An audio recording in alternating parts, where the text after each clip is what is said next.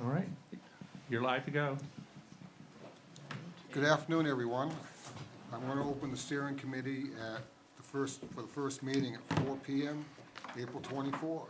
I'm Alan Daggett. I'm going to be chairing the meetings. And I just want to thank everybody for showing up and actually joining this committee. It's going to be a great committee. Every one of us are from maybe a little different lifestyle, and it'll be a lot of great input coming into this committee, absolutely. And I'd like to have some board introductions. Maybe we'll start with you, Mike, and go around the table Okay. and name and just kind of tell us why you wanted to be on the committee.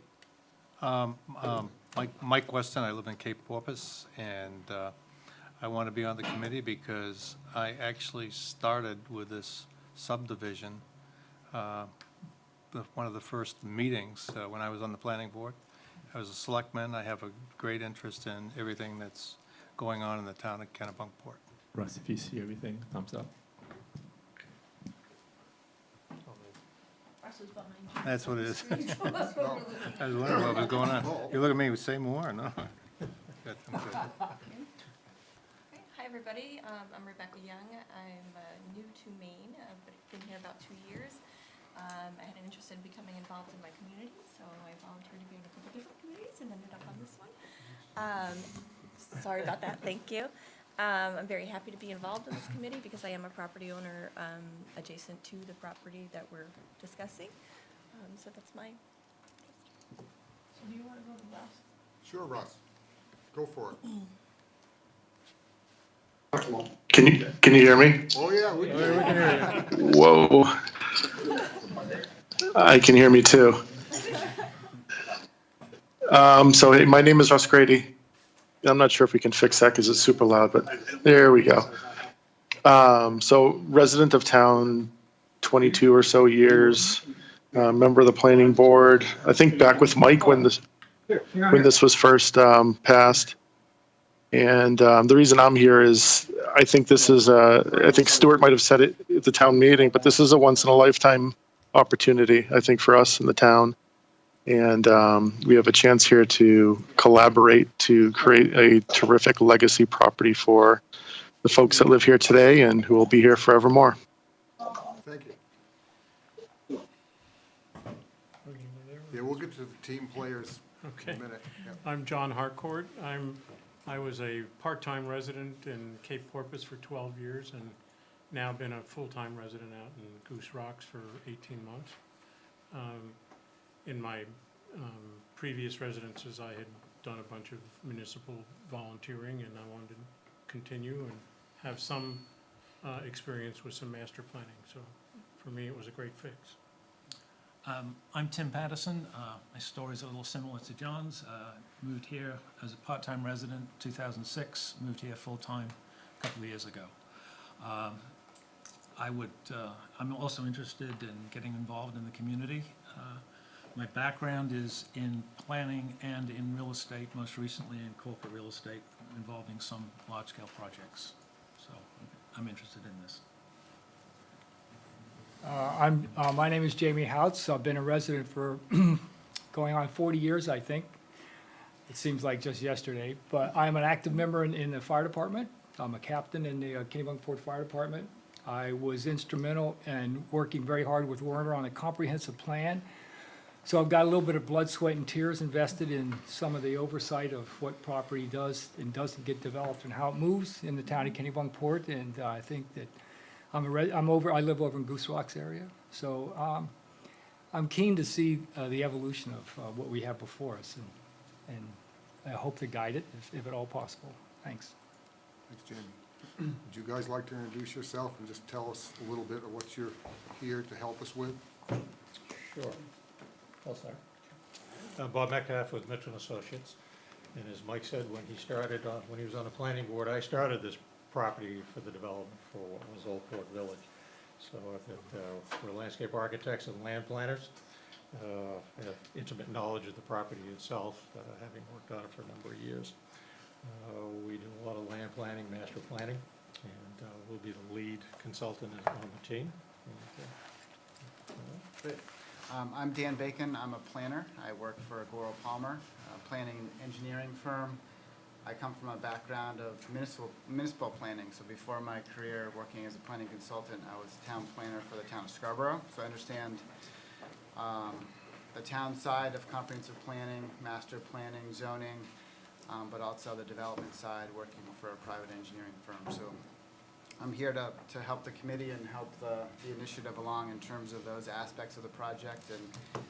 And we're going to be helping the team with marketing, working with the public and community to get more people involved in the project, and also with the urban design piece of it. We do a lot of urban design planning and engagement. Hi, I'm Tom Doretsky with Camoin Associates. We'll be the economic firm on the project. I'm a planner and economic analyst, and our role in the project is leading the market analysis work around the types of uses that would be market feasible for the site.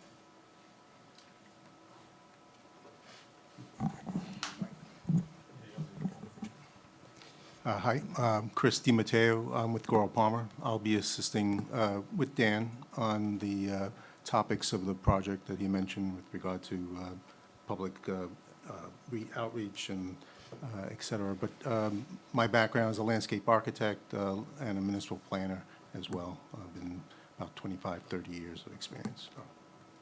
Thanks a lot, guys.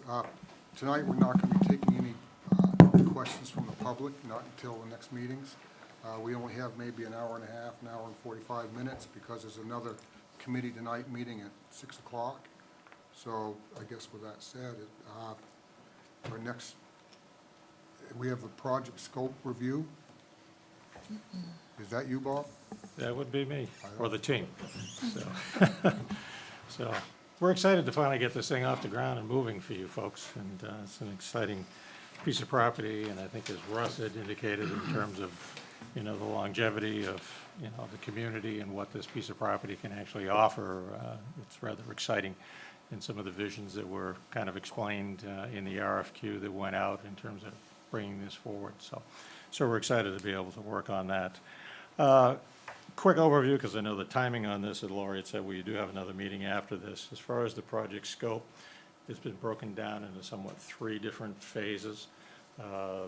One phase is actually getting the public process started, getting information out to the community, working with the committee in terms of assimilating the information, and then being able to go into the public process where we actually get the community involved in looking at the land and getting their visions and ideas of what might be opportunities for the development of this property in the long run.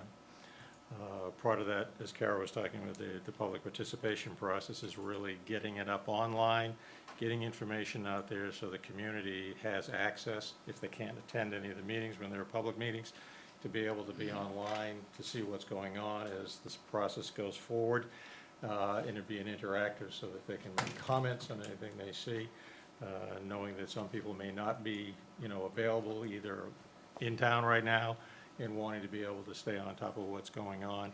That'll all be online so that we can actually get that information out to folks. Also, part of the initial phase is doing data collection, and I'll let Dan speak a little bit about that in terms of, you know, that part of the process. Sure.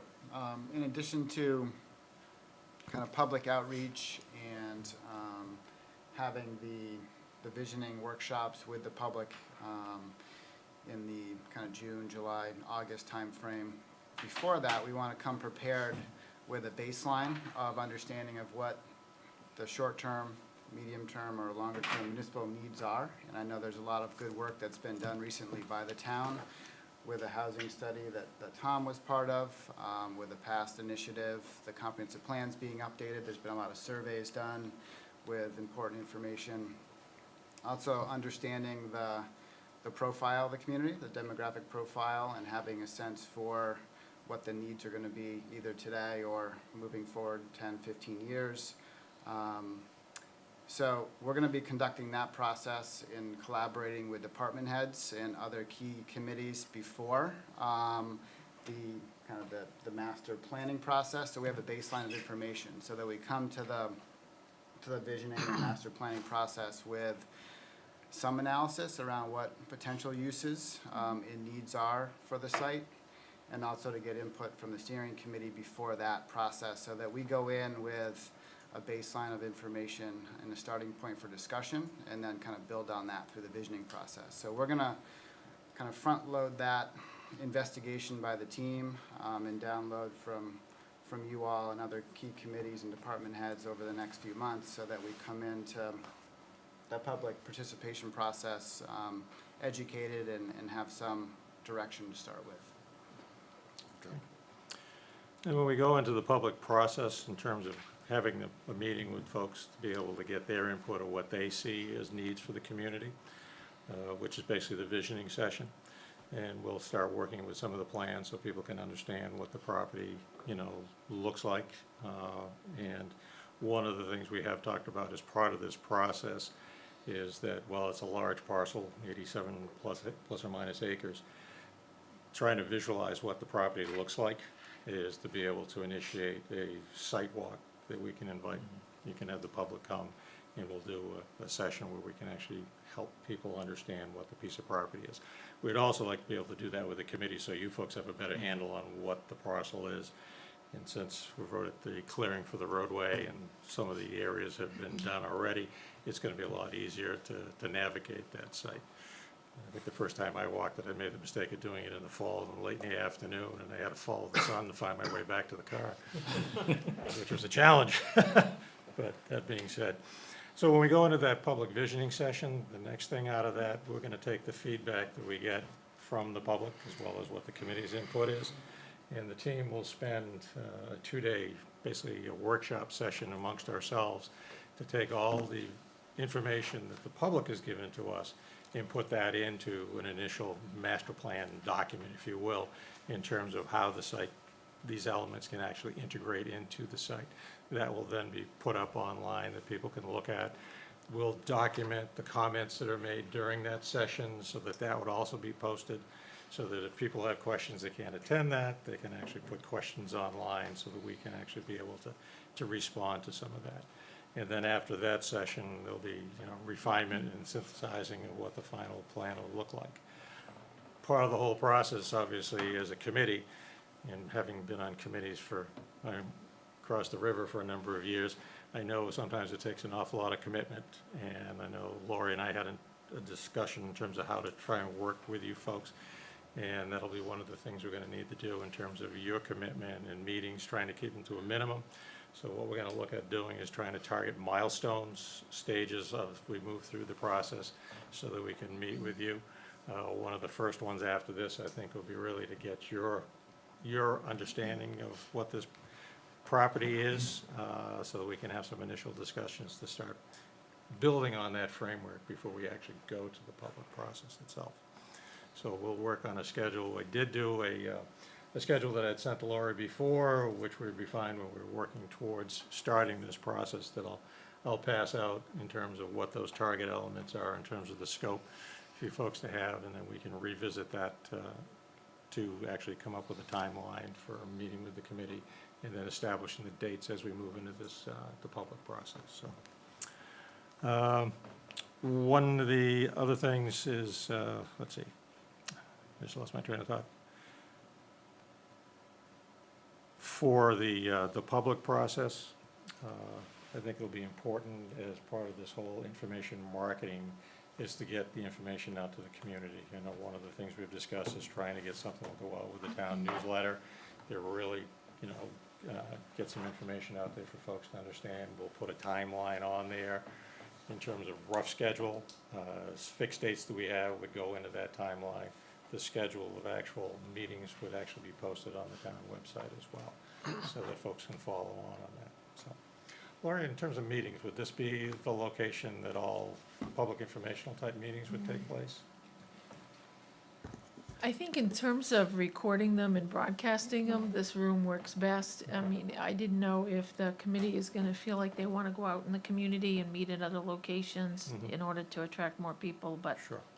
I think that's fluid based on the process. Okay.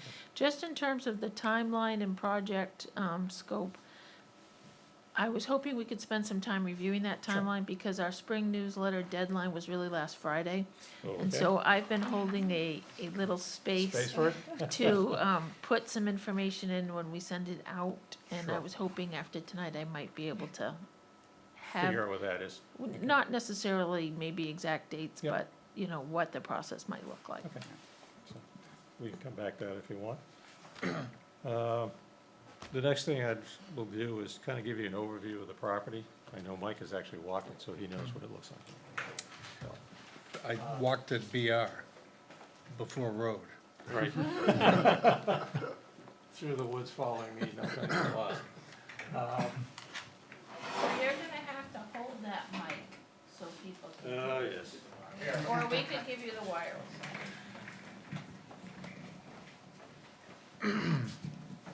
I should have remembered that. This was the existing survey and topo and the wetlands assessment that was done for the property before we actually. Make sure that mic's high enough up. Can you hear me? All right. I know, you almost have to eat these things, right? That's right, like an ice cream cone. Yeah. And he's always telling me at the planning board meetings in Kennebunkport to make sure I talk into the mic anyway, so. Just in terms of a brief overview, this is the North Street end. This is the School Street end up in here. Of the total acreage is about 16 and a half acres of wetland that encompass this entire property. There are a couple of significant vernal pools that exist on the site. There's one down in this corner here, and then one that actually crosses on the adjacent property. We have another one that sits up in here. This actually is a beautiful spot up in here. We've looked at as potential for open space. There are some woods trails that actually still go through this space, and we'll get you out to see what those look like. This is one of the larger pockets of wetland, and actually is a stream that drains out through that, ultimately comes down here, and then crosses onto North Street and goes out into the Kennebunk River. And then there's another wetland up in here which channels down and then dissipates into the wetland. Then there's a series of small wetland pockets along this section in here. There was a road built prior to the application for this project coming in that was built to this point in here. And there are a couple of insignificant vernal pools that were identified in this area here. So that's an overview of what the wetland conditions were on site. This site was totally wooded with the exception of where the CMP easement runs through and bisects the property in this location in here. The topography is about a 60-foot grade change between School Street down to North Street. So there's a significant amount of grade change that transitions down over the site.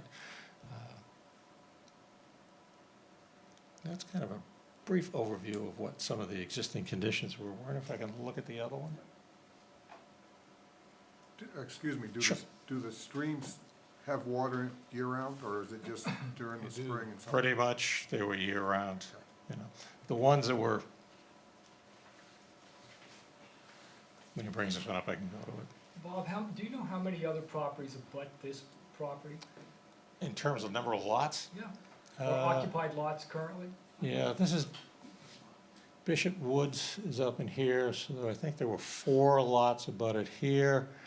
And then, how could I forget her name? Jane Morgan Weinstein.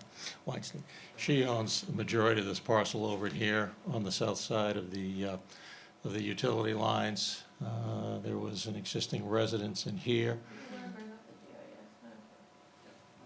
And then that new subdivision that was built in here, Reed's, I can't remember what the name of it was, that was built in here. Wallace Woods, right. Wallace Reed, I remember him. There is Shiretown, and then these lots all front on what was the access way coming in from School Street, and then abutted up in here. Most of this land in here is McCabe's property, so it was pretty much all the way down to this area in here.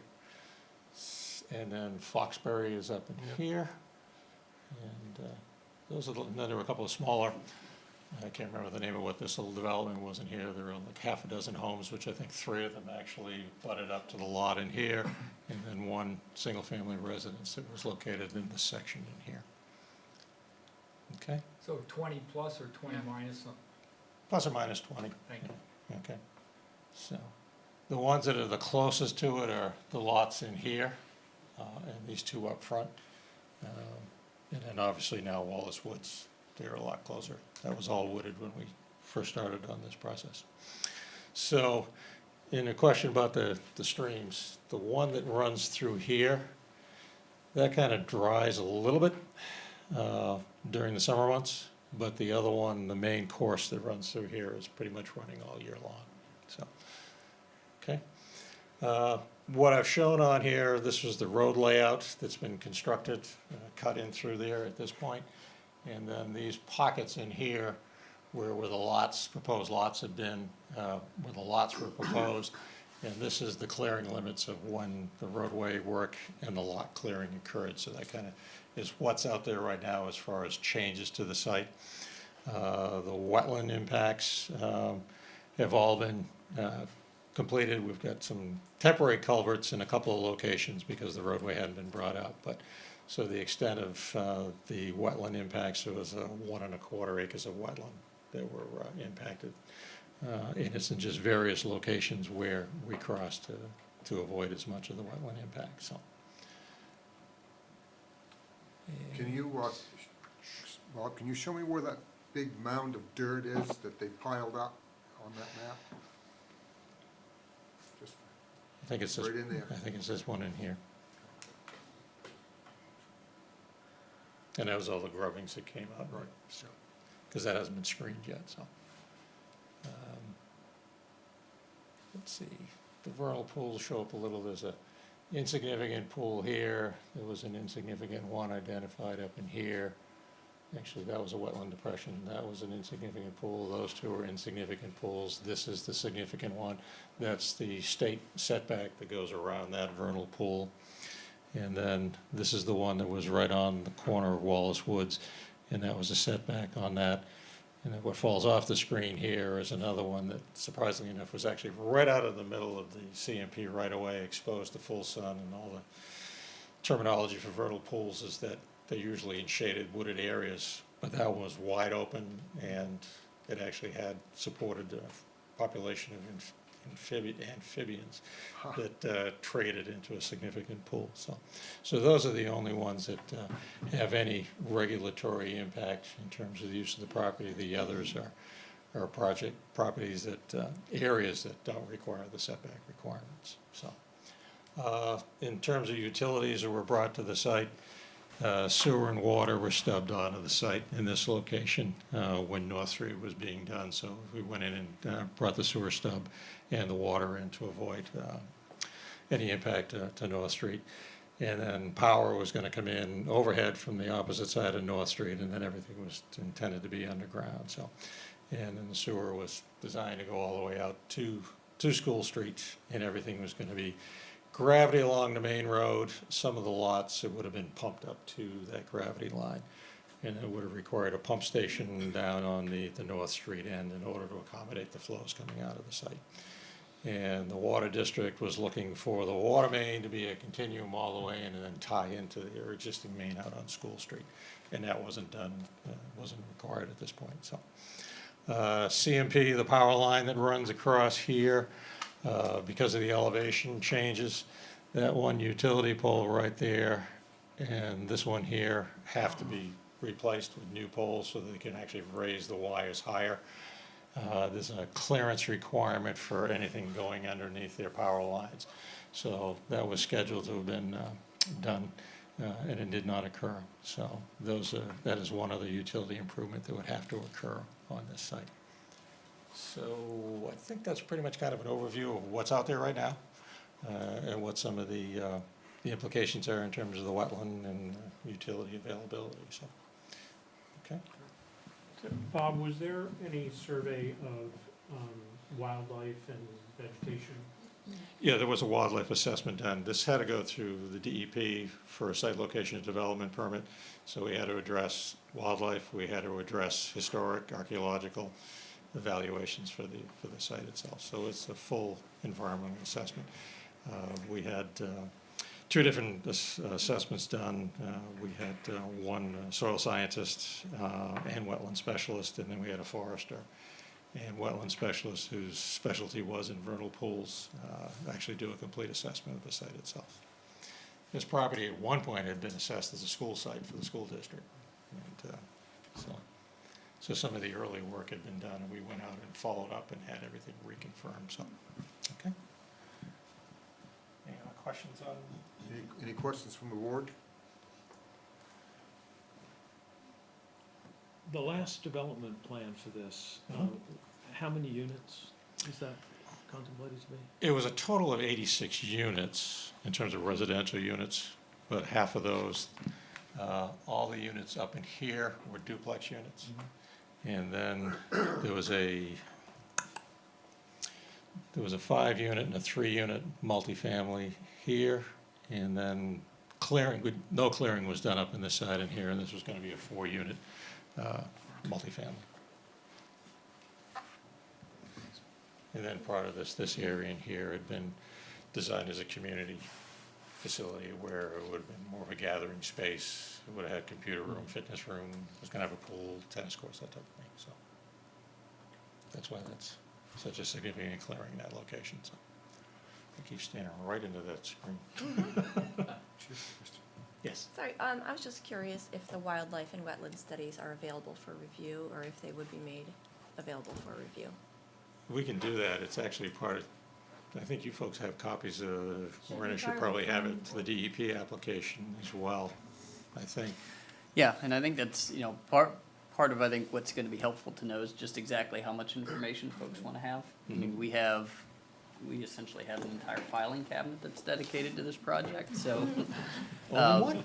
Right. After 10 or 12 years? So, yeah, so just as we kind of go through the process, it'll be helpful for us to know, you know, what information, you know, it's all publicly available, but, you know, we don't want to overwhelm folks with, you know, a multitude of paperwork. So as we go along, you know, we'll figure out what that wants to look like. Yeah. But yeah, so any of the wildlife, wetland info, yeah, we can get all that. You know, and part of the design on this thing, that Coral Palmer was involved as part of our design team, the engineering. The whole thing was looked at as what's referred to as an LID, or a low-impact development. So a lot of the stormwater infrastructure that was put in here was to address water quality treatment, you know, before it was discharged. A number of areas were identified as buffer areas to accommodate for stormwater, so. Bob?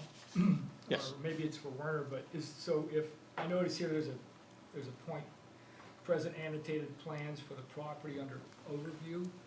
So are those plans, is that something that the public can access through the town website, or that's something we would like to initiate? I guess the question is, do you really want the public to look at what the subdivision plan was versus having just a green idea in terms of this space? Sure, no, Yeah. so that's, yeah, Yeah, great question. I think that was kind of the direction, I Okay. know we had the conversation as to Yeah. whether or not seeing the subdivision would start influencing people's thought process. This way, you know, you've got somewhat of an open canvas, if you will, with the exception, you know, the alignment for the road and some of the clearing's been done in there, but it doesn't put a house footprint in there that people start trying to visualize what the space could be, so. I mean, that stuff is obviously available, and it's public Yeah, I mean, record anyway. It's not a but- blank canvas as we speak, Right. but you're right. I mean, the opportunities here are, while obviously clearing was done, there are some of the wetland restrictions and things, but there's still a lot of latitude in terms of flexibility. Obviously means as you go back through permitting, there are hurdles you're gonna have to go through, reevaluating some of the stormwater impacts when they go to do whatever type of development is identified for the various locations, but it's not insurmountable. You know, even as far as the wetlands are concerned, we were on a tier 1, tier 3 wetland permit.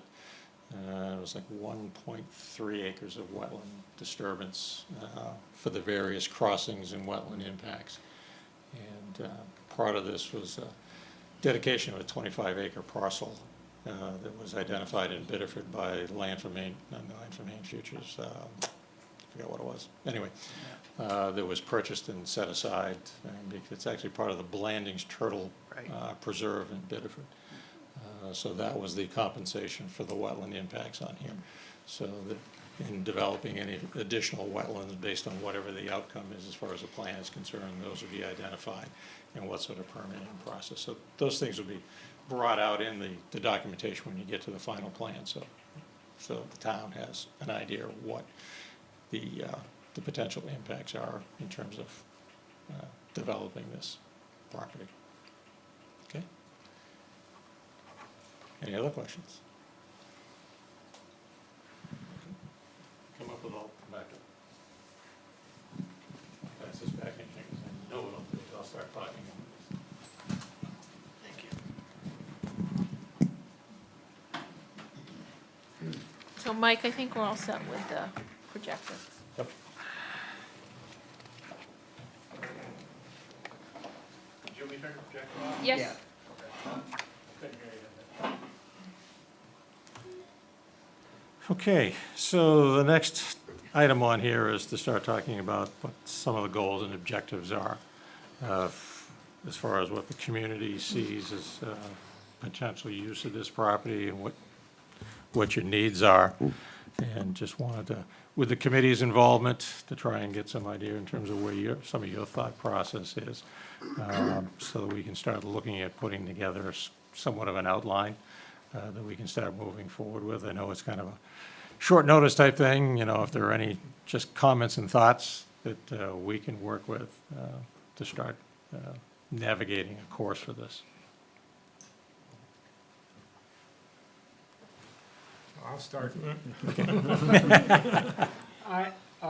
One of the words, if not the most powerful word, I believe, in the comprehensive plan is the word character.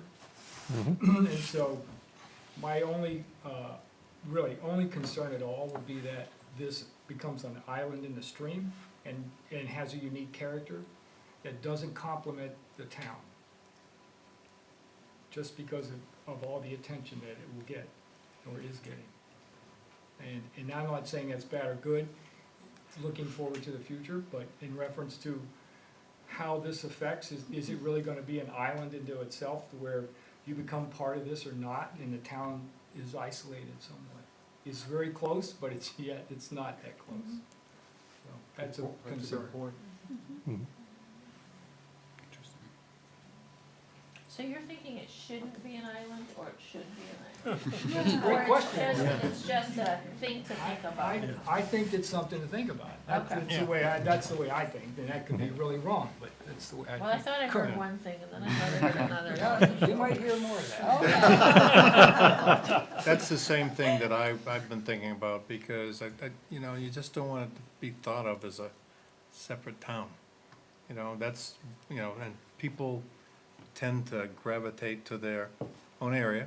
Yeah. And it's gotta, whatever happens, it's gotta be certain that remains connected, like you say, character or some way to the town, so that it's just not a island, like you say. I agree. It's a real good point. Do you want to ask our Skype You have any questions or thoughts to or share? thoughts? I'm afraid it's gonna get loud. I took myself off mute earlier and I heard an echo. We've lost you. Two extremes. Now Russ is No. too. Yeah, Okay, that's. now, can you hear me? That's good. Okay, sorry.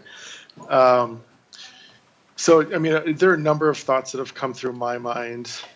One thing that stands out is part of this parcel is in the village residential zone, in parts free enterprise. I also think that we spent a good deal of money, and, future development means spending more money, and that's not always a bad thing. But I think we have to try to be good stewards of the taxpayers' dollars. So things that have randomly crossed my mind, have been, is there a possibility where some of this land could be sold back or, or sold for a single family home somewhere? Could some of it be used for, more affordable housing for elderly? yeah, I mean, there are a million different ideas, but, you know, with what Jamie said too, and Mike, it shouldn't be its own little town. It should be part of ours. And the design should be in keeping, you know, with what people love about our town so much. But overall, I think we just need to be good stewards of the taxpayer dollars and think forward to what the needs are and how we might be able to use this property to address them. I'm interested in how, whatever public uses or benefits are going to be achievable here, how those can be compensated somehow by, or underwritten by private development on some portion of it, of the site.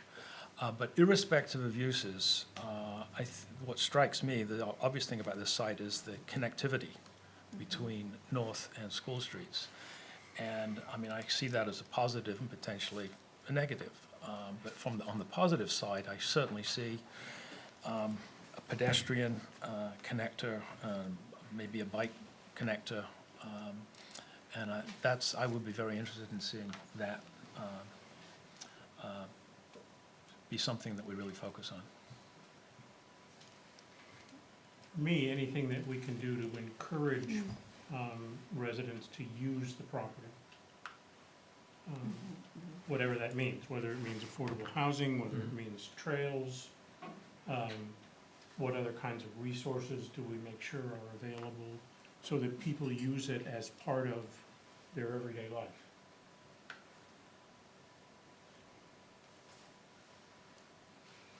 I had another question too, mainly for the townspeople. I asked the question during the interview, and are we looking to get some of the $10 million back through whatever means, or are we looking at it as a total sunk cost with additional costs to come? I'm just curious, because I would think that if there's some kind of, obviously there's going to be some kind of development, then we should, if we can, going along with what Russ says, be good stewards of our taxpayer money. And are we looking to get some of that $10 million investment back, or is it a sunk cost? I think we should. That's my opinion. In some form or another. I mean, as staff, we discussed it with the consultants that we interviewed through the process. And I think the short answer is we don't know the answer to that. I think it depends on what the master plan does and what the public wants to have and what those costs are. I think that one thing we did put in the request for proposal is that we were certainly seeking to limit additional costs. So that would, I think, be our first priority, if we could leverage partnerships so that if we needed to put water and sewer or road upgrade, certainly that would be the first priority. And then second would be certainly if we could reduce the burden of the bond. I mean, that's one reason the selectmen have taken a 5-year bond on the parcel for the private development portion of it. And we've it's about whether the bond is taxable or tax exempt. So it gives the committee and the town the greatest freedom by having a taxable bond, but we have a 5-year window where we can refinance that. So if we were to sell some of the land and have a lower bond, it'd allow us to do that. If we are gonna have more public use, then we could refinance on a tax exempt basis, or we could continue down this path. So we've tried to allow flexibility for us to examine all of those options. So Lori, the bond is specific to this piece of property? There is a bond specific to Yeah, this piece of yeah, okay. property, yeah.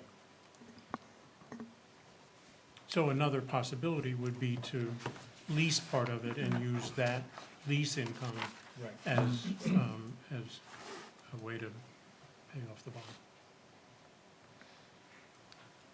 Can I jump in on my, so I come to the committee, I work in education, and I research and write about environmental education. So I guess my thoughts on the property is, and also being a homeowner right next to it, I have kind of two sort of approaches. Number one, I really enjoy the wildlife that are part of that property. There are turkeys that go through, and coyotes and deer on a regular basis, duck families. So I'm very concerned about that aspect of it if we are considering development. And the long-term effects of what that impact would be on the wildlife populations that currently exist there, since it is in a rather developed area as it is. And also from the educator perspective, I guess, and I know there's a history to this property and its research and development that I'm not necessarily privy to, being a new person to the committee and to the area, really. But I guess I would have some concern that we bring in maybe some of our young student leaders, the young people who are inheriting this property in the future and who may want to have a say and deserve to have a say in what it is developed as, if it is indeed developed. And I hope that that's something we can consider in terms of protecting that property so that future generations have some say in how it's developed and used as well. This is going to be quite a long-term project. Yeah, it It's sounds not going to like happen overnight. Yeah, that's my, that's really what I'm trying to say, is let's not rush into deciding what will happen with the property, because it is in a wonderful spot. So. Okay. Any other questions? So I'll toss in a little piece that, one of the things that I'm looking for, just, in terms of kind of the end product, is, looking to, well, I think at the end of the day, how this property gets zoned ultimately, I think I suspect we would wind up with something that would look like a contract zone for the property that, that folks in town would be able to have an opportunity to vote on. But for me, then, it's important to understand then what the mechanics of that will look like afterwards, and I think especially as we're, if there's discussions about partnering with other entities, what does that look like for them? How much do we really get in design at this stage of the game, and how much of that gets left to, to a partner later on down the road? And what kind of assurances do they have in terms of certainty of uses, on the property? I think those are all kind of important pieces to understand when, if we're going out to other entities saying, hey, you know what, we've said the town has declared they want some kind of educational use on this property. So, all right, so what level of certainty, does that potential developer or investor have? So I'm interested in in having some good, clear understanding of the end mechanics of how that's going to work. Right. Yeah, and I can speak to that some. And Bob introduced a lot of the tasks in our scope of work and working with the steering committee in the town. One thing we haven't talked about, and Warner just kind of teed up, is more an implementation plan. So a master plan is great and is exciting, but sometimes those lose steam or aren't implemented unless there is implementation plan and a pretty robust toolbox as to how to move forward with the master plan. So many members of our team here have different experiences around how to facilitate partnerships with private development, how to use other kind of public-private tools to enable a master plan to be implemented in a balanced way, or to the vision of the master plan. So the tools are going to be different. Obviously, we can't tell you what those tools are because there first needs to be the vision and the master plan. So there's going to be tools for development, there's going to be tools for conservation, and also we've been thinking about, as this is kicking off, is to have a bit of a phasing plan as part of the master plan. If there wants to be land reserved for a municipal use, but that isn't really in demand yet, and it might be in 10 years, then some decisions need to be made around, okay, we know that's a really nice piece right there, and it could be developed in the next 5 years, but there's that municipal use that we think could happen there. So kind of reserving land could be a part of the master plan. So, and all that will play out as this process moves forward, but we do have a pretty robust implementation plan piece in the scope to give the town direction and a roadmap to execute. And to go on with part of what Dan was saying, is part of this whole ultimate master plan is to try and identify potential user groups as investors that may come in, whether it's someone, an affordable housing entity like a Vesta Housing or Community Housing in Maine as an example, or different developers that deal with workforce-type housing. So that'll be part of our end product, is to provide the town with some of those sources and, introduce you to those members and hopefully be able to at least get some input from them in terms of what they see as well, to kind of help guide those particular type uses and how they would fit as a model for this site. So, we get everybody? Okay. Committee role and participation, and that kind of goes back to the schedule. And I guess it's the question, it's quite obvious you folks are all dedicated and you really have taken this to heart in terms of how this can be a benefit to the community. And in terms of what sort of commitment, in terms of meeting schedule, getting involved, as Kara has discussed a little bit, is how we start marketing this thing and getting you folks out to shake the brush a little bit, to get folks in your general area where you live, to get them excited about what's going on, having general conversations with people. I know I go to church on the Cape, and I've had at least half a dozen people there ask me what's happening and when you're starting, type of thing.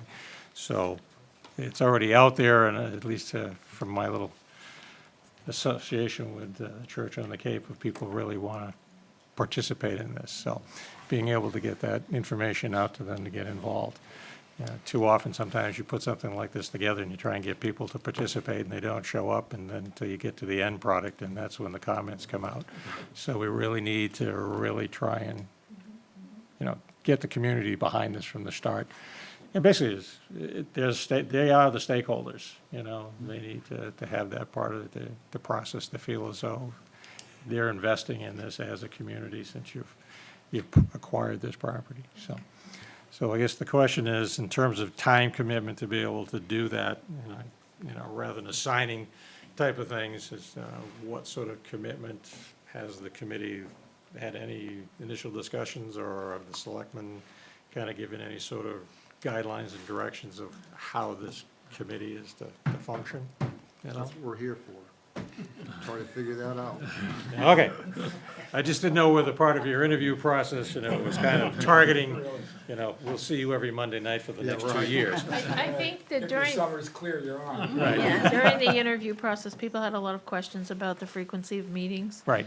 And, what was gonna be involved, and so I think the selectmen probably gave them conservative estimates that they'd have to be here every week. So, but, Whoa, let's put that in the schedule. but they, so I think this is a good thing to talk about, maybe Exactly. the schedule and milestones, and also about, we talked about during the public visioning session, what their involvement would like to be Sure. and how that would play out.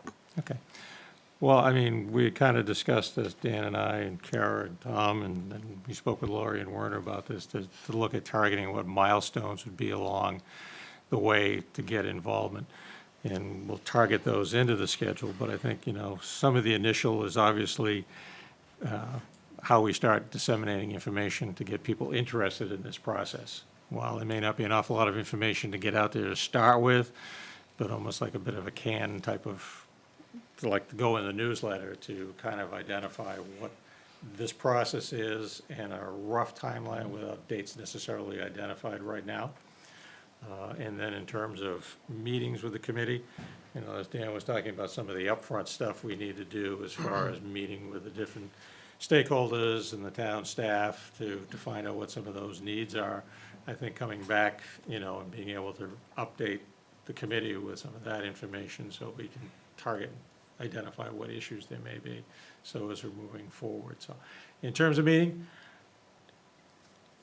once a month for the first 2 months, maybe assigning as we get through things to say, maybe we need 2 meetings this particular month based on how much information we pull together. But really, as we start coming into with the public processes, that's where a lot of participation, when we have we'll call workshop visioning session with the public, is your participation in that.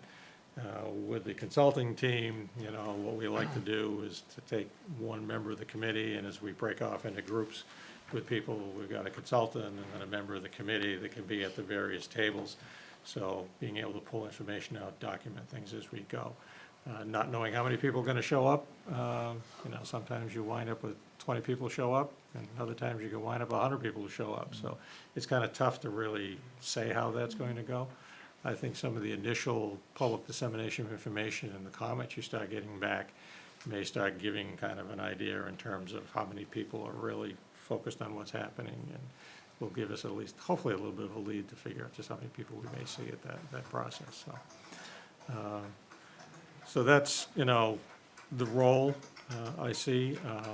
And again, as we started talking about some of your ideas, I think as we get into this thing, as you become more aware of what's going on, and we still extract, I'm losing my voice, sorry, extract information and ideas from the committee, and then taking what some of the public input is and trying to focus on some of that, to kind of massage that as well. I mean, we're here as your consultants, and we're gonna develop a master plan, but the master plan actually is yours. And we're gonna help guide you through that process, so the end product is what the town wants. And kind of directed by the committee, and then obviously all the public input that happens to this. Anything to Bob, add? do you see, so June, July, August, so do you have a vision based on your professional, what you've been, so September 1st comes along, where would you hope us to be? By September, we hope to be through the visioning session and having actually worked out some of the concepts. Once we get through the concept phase, that's where Tom and his team will take over and start looking at the ideas that get flushed out of this in terms of if it's affordable housing, workforce housing, to see what the market demand is and how, the plan as we're moving forward. Is this realistic, for the town to consider, or maybe this is a better idea, and how you refine that to smooth out the plan to come up with a final And Laura, target. you're looking for the November ballot? in November? No. Because to have a November ballot, you'd have to have something ready for mid-August. Yeah. So I think that our thought process is that this calendar year is devoted to the planning process. That if there's something that comes from it that would need a town meeting vote, it would likely be in June of 2020. The target on our schedule is to, now that it's kind of compressing a little bit, the end date we were looking at was the beginning of October to have the bulk of the work done. Knowing how these plans work, sometimes they will slide in the longer direction. Do we have a schedule to hand out to people? Yeah, let me do that. Because that might be easier to look Yep. at. I think the reason why we're talking about a compressed timeline is that our focus was to do the majority of the work while people are here. So if we can have that kind of input rather than after people may leave, as we start getting into Thanksgiving and things like that. So it's not that there's any deadline that we have besides that thought process.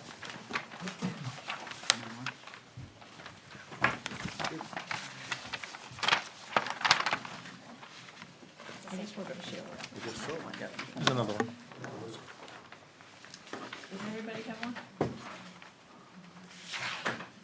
Okay, so basically, we broke the schedule out by the various tasks and put the headings in there for what the tasks are underneath, what the scope is underneath each one of the tasks. So with task one, which really is the public process, the kickoff meeting is this one that we're having right now. The public kickoff and visioning, we're looking towards the end of May in our discussions with Laurie and Werner in terms of folks that go away for the winter, to try and get close to when everybody comes back, but before we start getting into some of the summer holidays, so that you can actually get people involved and participating in that process.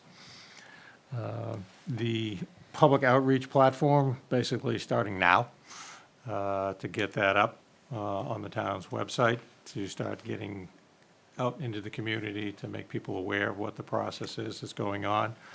And then we're still working on some of the framework for what we want to put out there for information to really market this whole thing, of which we as a team will sit down, and Kara's kind of giving us has given us some sort of guidelines that we should be looking at of how to pull this together, that we can coordinate with Laurie. And obviously, since the deadline for the newsletter was yesterday, we probably need to, maybe need to sit down sooner than later to see what we can put together to get for Laurie to put into the newsletter, so. The public visioning session would be, well, the public kickoff of Russ, I vision. just sent you 2 pictures of the schedule so you can look at it. Okay. The first public kickoff of visioning really is more a case of presenting some of what I presented here in terms of what the existing site is, what the conditions are like, and to get some of the public feedback, you know, what do you see happening with this property? What are your interests? You know, so that we can start polling, you know, and putting together a list of elements to start looking at how do we program that in? Do we find out what would fit, what won't fit, you know, basically the pros and cons of how those ideas can work. And then continuing the whole process of getting the information out to the public really runs from now right through about the middle of September, and again, that could slide a little bit further towards October. The public visioning and input session, really, we're looking towards the end of June. And that would be the session where we would sit around in roundtables and start looking at taking copies of the plan itself, you know, the base plans that we have, and start identifying areas and uses, you know, what makes sense, you know. Dan alluded to municipal facilities. Where would a municipal facility site seem to make sense on this location? Or where would a larger scale, in terms of affordable housing properties, go? And that's one of the things we'll bring to the table with our experience in terms of some of the sizing and scale of what different elements are, so that people can start to envision what, you know, land area would be required to do some of these as we're going through that public visioning process. So, and the tail end of that public visioning session is, as a team, we will sit down and take all that information that's gathered from the public and develop a conceptual master plan that we then brought back to the committee, refined through that before that actually goes back out for a final, more or less a presentation to the public. It would not be another workshop. It would be a presentation to get feedback, you know, did we hear you? You know, is there consensus in terms of what the plan looks like, so that the ultimate plan becomes fine-tuned, which it would be a finished product. So, the final master plan and presentation for public comment, we're looking at the middle of September as a timeline for that. And then the final presentation, which would be based on the last comments we received, and that would be to the selectmen, and that would be looking at the first week in October. So basically, that would be the final compilation of the document with all the information and the actual graphics of what the master plan would be. So your master plan document is going to be a lot of written information and all the information we've gathered through the process, including minutes, you know, of the various sessions we have with the public, so that that's all documented in there. And again, the master plan becomes a guide for the town. It isn't a definitive that if out of this plan we say, you know, that's where the municipal facility is going to go. That may not be the case as you start getting into it and you start getting interest in terms of development entities that want to develop this property. So it's designed enough to give you flexibility and understanding of how the site can be developed. So, I was gonna add something about it. Yeah. Brought up like character and sort of the island comments. Those are pretty interesting, I think, thoughtful comments. And around the master plan, the document and the findings of the master plan don't need to just be kind of spatial, like this is where things go and this is where things don't go. There can also be pretty robust kind of guidelines, like this qualitative expectations. If open space is going to be preserved or trails established, they should have this character. If development's going to happen, it should have that character, and that's something I think all the team brings, particularly Kara and Russ's team includes experience in architecture, so it's not just land planning, it's also design planning. So we see, as part of the master plan and the public process, kind of learning about those things too, the character piece, you know, whether it should be an island or not, and how that's, what that word means and how that's integrated into a master plan. maybe it's a development, one part of the site, but it has good connectivity to the rest of the community. That's a way to maybe have both those things. But, so that's gonna be a piece of it, is not, it's gonna be all the things Bob mentioned, but also the design guidelines and the character component can be a component. You know, another aspect of what Dan was alluding to there also is that while you're looking at the comment about it being an island, you also have a substantial amount of land adjacent to this that is undeveloped, that you establish a character for this location that could very well tie into someone looking at, as an example, the McKay property, of how that could be developed to create a greater village area and that interconnectivity. So what you come up with for the plan also provides impetus for other landowners of how they may want to, deal with their land and tie it into what the town is doing as far as a vision. So there are broader opportunities that come out of the master plan itself. So, let's see. So looking at this timeline, I didn't know if anybody has any feedback on the timeline or really thoughts about the public process. So maybe you could just talk a little bit in detail about what you guys are envisioning, the public visioning and input session would be like. Because that's, we talked about that a lot through the development, is what's the right amount, how do we schedule it, whether it's sparsed out, and part of that is about the time commitment of the consultants that we have to be aware of. Right. But I think that's an important piece to get input on, and also, I think everybody here is very busy, and the further out we can plan dates so that we can get full engagement of the committee would be very beneficial. Sure. You want to jump on that only because I'm losing my voice?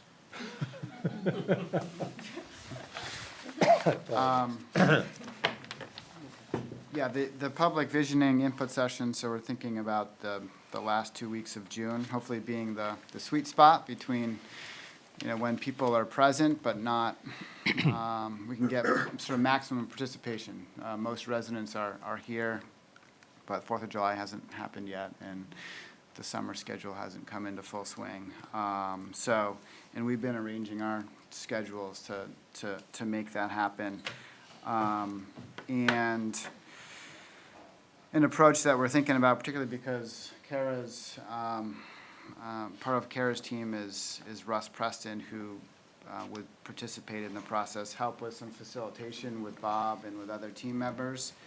And Russ, I think, knows a lot about character and sort of town planning and architecture, and so, he's a key participant. He's coming in from out of state in the way that it can work quite well, and Kara, jump in at any time, is if we're having public input sessions and the consultants are getting good public engagement, everyone's kind of thinking about it and working on the topic, it can be really effective just to continue that over the course of a couple full days to really get into planning and sketching and generate product, not just get input and then put it on the shelf and do that work a few months later. So we're trying to condense it to optimize what we learn in here and put it into plans. So that's in part why it's a short kind of block there.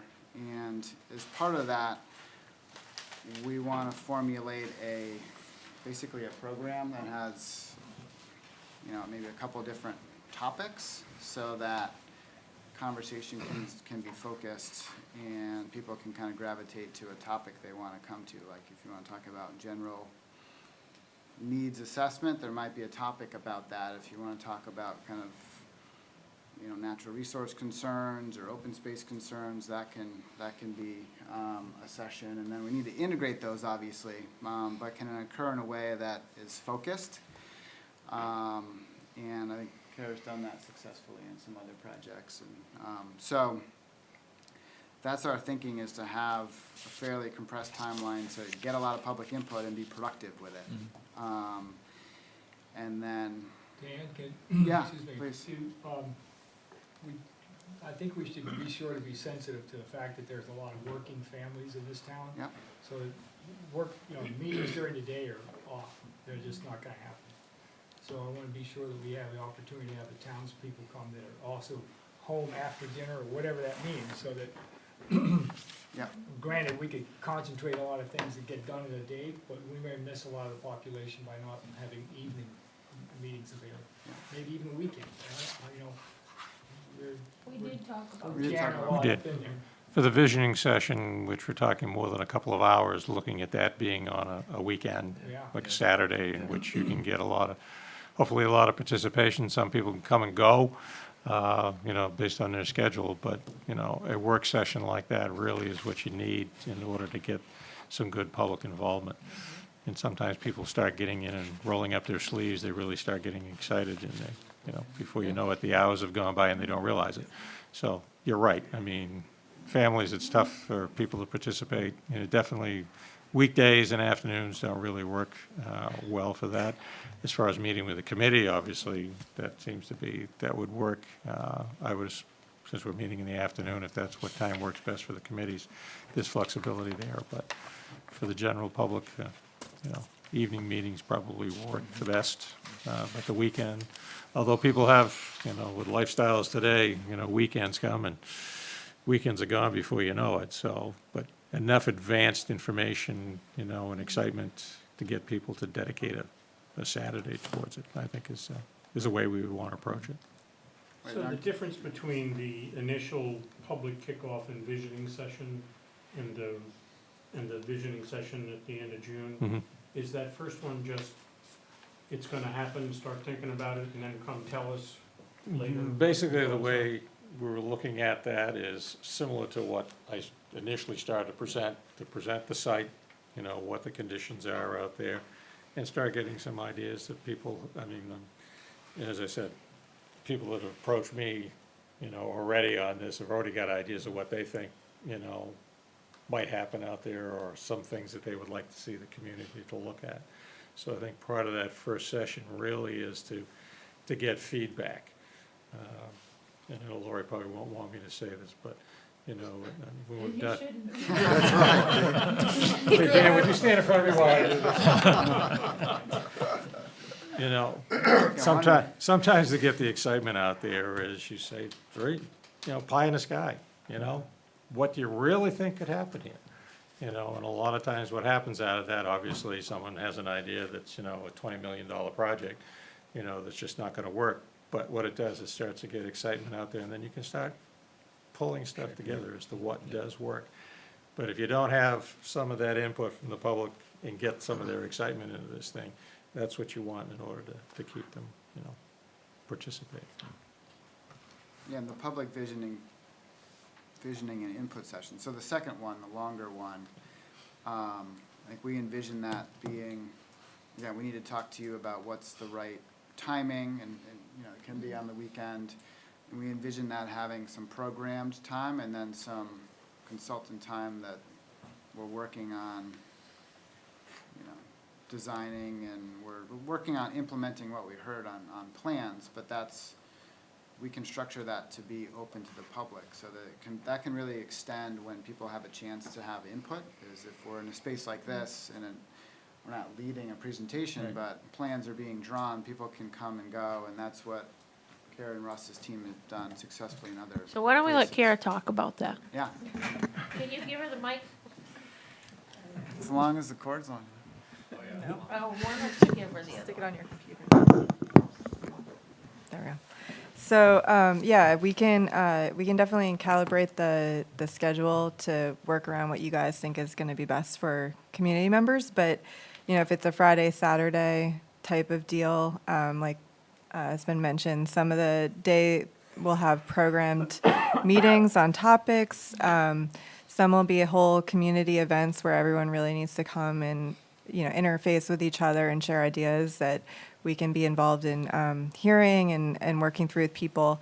And then there's also just a lot of time for drop-ins, so there's always someone to talk to for people who can't make it to scheduled meetings. So usually there's a lot of flexibility in terms of when people can come. And there's also parallel, online opportunities for input and getting information circulated real-time onto the internet, so people can kind of have an idea of what's happening.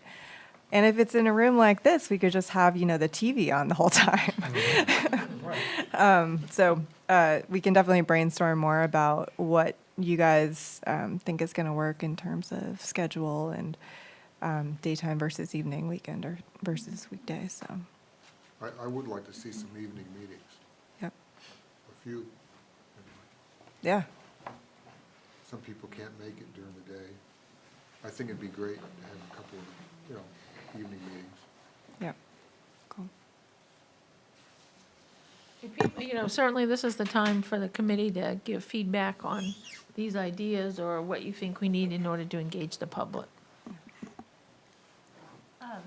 So I would just piggyback on that and say, I think having a variety of times available would be the best approach so that people of different backgrounds can participate based on that schedule, and having that up front, as you said, as early as possible so that they can plan for it will help us get more participation. I'm also curious, you mentioned earlier about us as committee members sort of getting out there and talking it up and getting feedback that way, and I'm curious about how best we could, or how you would suggest that we collect that feedback and share it with the committee.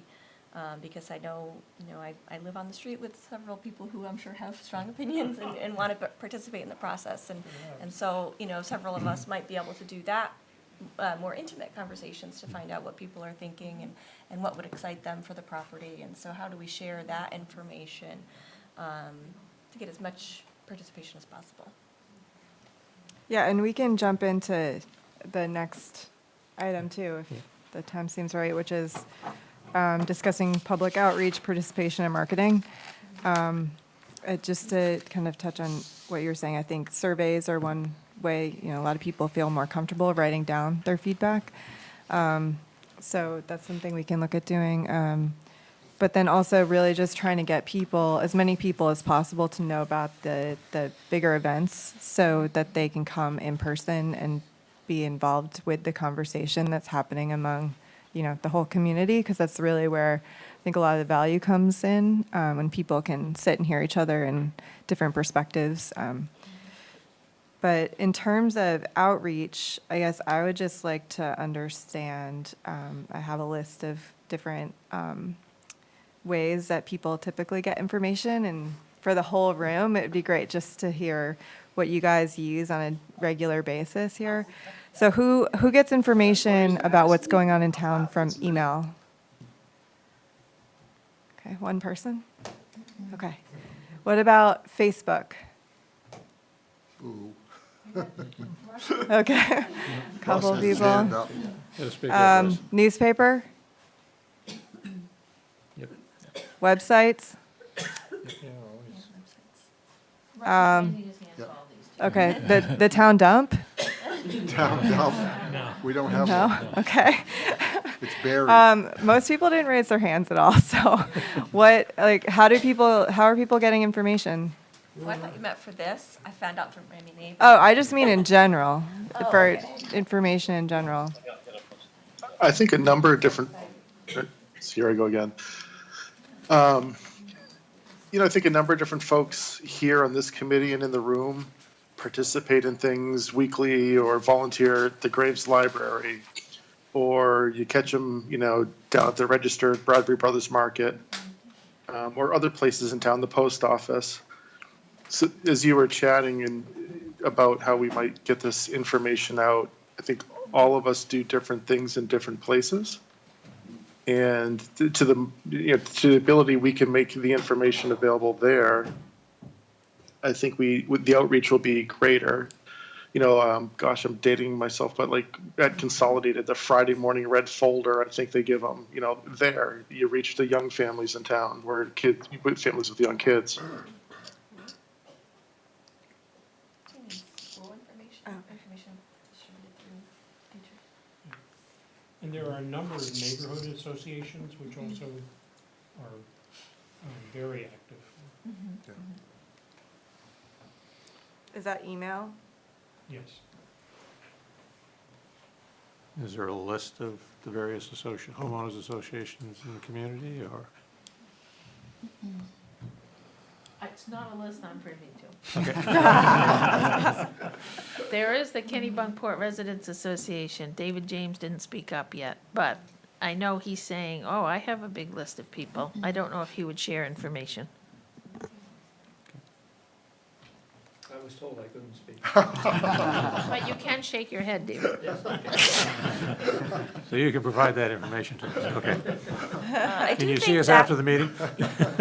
I do think the homeowners association meetings, or the list, would be a great approach, because I think a lot of people would feel more comfortable in those groups where they're already meeting about various topics that affect their individual communities. And it just may be a way to have people feel more comfortable about sharing what they have to do. I'd be interested, Warner, I'm sure over the years you've had numerous people ask you what is taking place across the street. And you may very well have tucked into your folders in that entire room full of this file, some interesting people that would have some vision for this, that we might want to reach out to. They've looked at it in the past, they've said something to you in passing, and they're just sort of waiting for some plan to come around. But it'd be nice to be proactive about it and say, please bring your ideas forward. Yeah, I mean, I think there's, we've got a lot of different ways to get a hold of folks. One thing just to share with you all, we recently did 2 different surveys in town, and so we did kind of a comprehensive plan survey, and then we did a short-term rental survey. And so, not necessarily because we planned it this way, but we wound up using kind of 2 different mechanisms for reaching out to folks. So one was, one we did primarily through SurveyMonkey, and so that was really electronic, and then the other was, where we did an actual, paper survey that was mailed out and actually required folks to either scan and email it back to us, or mail it to us, or bring it in. And we saw a significant difference in terms of participation. So we got a lot more response on the good old paper survey, that went out to folks in the mail, that folks actually put a stamp on it, mailed the thing back, or walked it to town hall, or scanned it in. So we didn't necessarily think that was going to be the case. We thought, oh, let's do SurveyMonkey. It'll be easy. It takes 5 minutes. It's easy to delete those. Right. Not the case. So, so that's been our experience so far as getting feedback from folks. Yeah, not what I would have expected, but. Okay. Any other? Any more questions on the subject? Okay. Ross? I haven't been ignoring you, I'm sorry. And I don't know that we need to discuss it here necessarily, but I think we should work out kind of the mechanics of what, what is, the stuff for the website look like, and how do we just facilitate the communication between, consultants and town hall staff that have access to those pieces. Right. And, I'm thinking if we get to put stuff on the TV channel, what does that look like? What kind of format does that want to be in? I just don't want stuff like that to get lost in between the cracks, and, Right. we think so-and-so's doing it, but it's, So you have one person who really does your website, puts everything up. I mean, if we pull stuff together and the formatting and everything, that you manage the website in town, or? So it's decentralized. Departments handle their pages, and then there's a few individuals that handle the front page. I mean, we could actually give people, a consultant access to a page within there, I believe, as well. So one of the questions was, could we have a URL that would redirect people to a page within the website? And we were told yes. So if we have a shorter URL, we could do that. Lisa, who is the admin support for planning and development, I think is going to be handling those page updates. But certainly, we wanted to talk to you about, what's the best way to handle that information, just so we're clear about what needs to be updated and when.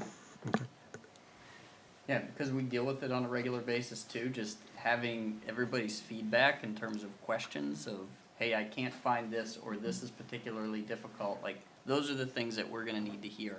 Again, just, we look at it every day, and so it's somewhat intuitive in terms of how it works, but, we want people to have easy Easy access access, to right. it, so, so throw those questions out if something doesn't seem like it's working, or, if there's something that we can do to tweak that, we wanna be able to do that. I just have one more question, I guess. So typically, websites are really great for static information and one way, getting information out to people. But Facebook is something that allows people to actually have dialogues in the online environment. So just curious how many people think that would be useful in this sort of. I think it'd be useful for sure, as much as I don't like it. Just saying. I don't use it. And you have a Facebook page now? I The beg your town, pardon? the town has a Do we have Facebook page? Do you have a Facebook page? You want- Oh, yes. Absolutely. The town has a Facebook page, yes. Okay. The other thing is, we have a Facebook page for the fire department that is almost up to 4,000 users, I believe, Russ, isn't it? And, and so there's, we could share in that. I think the Facebook page is a good way to get information out. It's just in terms of if it's gonna be a dialogue section, someone has to be prepared for that. Yep. And that's not something I could take on with my own staff at this point. That's a good answer. Yeah, that's a good point. I mean, it's gonna be tricky to watch and referee and make sure there's not, these bunny trails that folks go down and, because we want discussions here. Right. We want that information out there, but we also don't need to get involved in online battles over, I don't know, whatever. I will say most of the times we've done them on projects, people have been nice. Yeah. And there hasn't really been too much policing because people, their face is attached to it. It's still the community. And so it's really just an extension of community conversations because everyone knows each other. It's not, that person just that you see on social media that lives somewhere else. So, but it's up to you all. And the other question for you guys just to think about is whether it makes sense to just have a project Facebook page that's separate that, information can be fed between other town Facebook pages. So. I'm curious as to how the calendar gets seen from the outside. In other words, as we develop this calendar, which we should be setting some dates now, as far as a walkthrough or these things. How does the town know with that calendar where it is and what the dates are, what the topics are? I don't think we've gotten quite that far yet. I thought we are gonna set some dates towards the end here, I'm hoping. But that would all go on the website. Right. In terms of the dates for these things, again, this is just more or less spread across the weeks during a month. We can throw some dates together, send them back to the committee. If we can get a master email list, that would be very helpful. That'd be great. And we can send some dates out, so people can comment back. Obviously, the way people's schedules are, we just want to make sure that they're reasonable. If you folks identify something that's, we select a date that all of a sudden is a community activity we're not fully aware of. Obviously, don't want to schedule for the same time frame as something else is going on. So I'll do that. We'll work as a team, we'll put some dates together, send those out based on the various tasks in here. And then also a rough timeline in terms of milestones for the committee to meet. Is there any better day of the week as far as the committee's concerned to meet? Not for me. And I guess in terms of the other part is the availability of the room, are there any days that, assuming the 4 to 6 works well for everybody? Is that, if that's preferable?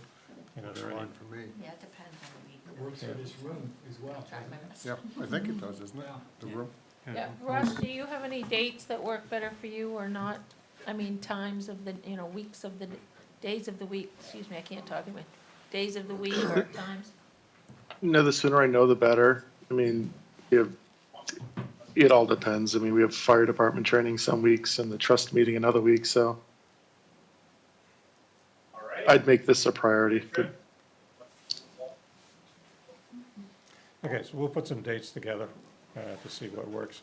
And I can look at the town's calendar anyway to see in terms of what your schedule is, so I don't throw dates out. They obviously have time commitments or something else. You know, we can put our schedule together. Okay?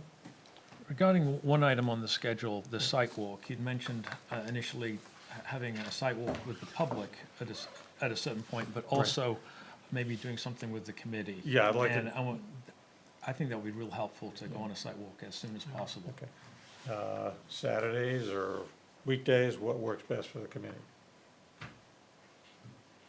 Anytime for me, I'm fine. Okay, 4 to 6 in the afternoon. we can do that? Yeah. Daylight long enough and not tromping through all the trees anymore, so we'll have to find the sun for the return I trip. mean, it's daylight now, Yeah. so. Yeah. So, let me throw I gotta check my calendar because I didn't bring it with me, and I'll throw out some dates Okay, good. for possibly next week, Yeah. Yep. okay? So we can do that. And I don't know if the entire team really needs to be there, but if you wanna be there, you know, I'll walk everybody through, especially since I just went down the road. So you can take us through the vernal pools. Bring your hip boots. So next week I could only do Monday or Friday, just throwing that out there. But Monday or Friday? I run through the property all the time, I've been there, it's cool, but Okay. I work in Dover, so I Okay. couldn't make 4 o'clock on Tuesday, Wednesday, Thursday. Tuesday, Wednesday, Thursday, or Brad, so Monday or Friday. But Okay. it's fine to do that without me, because I've been through it. All right, I'll look at throwing some time. Any other questions for us? Our next meeting, Let me throw some dates out on that. That'll be part of the calendar that we'll throw some dates So we're together. looking to make some dates for the next few months and public visioning as well, so we can Correct. get feedback from Yeah. everybody. Exactly. So I'll take the schedule of the task and refine this. I did not refine it for today. You know, this was the last schedule you and I had looked at, and the team had looked at, and now we can plug some real dates into these things. And then we will get a feeling from everybody. So that would happen this week, we think. By Monday, I'll get something out to you. So if we're trying to arrange a date next week, Monday's a little late. Oh, you mean for a sidewalk? I'm talking the whole The whole schmeal. shebang? Okay. Let me see what I can do. Okay. Yeah, So something like- tomorrow, we'll get some dates for next week, right? I'll try them in Waterville from 9 in the morning until noon time. So you've got some partner sitting at the table with you. I hey, know that you you will guys- delegate appropriately. We'll work at it, Okay. okay? is there any other questions? Mr. Chairman, contrary to your request, may I make one statement? Sure you can. Thanks. Hi, I'm Dave James, and I'm Executive Director of the Kennebunkport Residents Association. And I think the major issue, there's tremendous amount of interest in this whole project going on. And the major question is, how do we get our thoughts and suggestions into you to consider?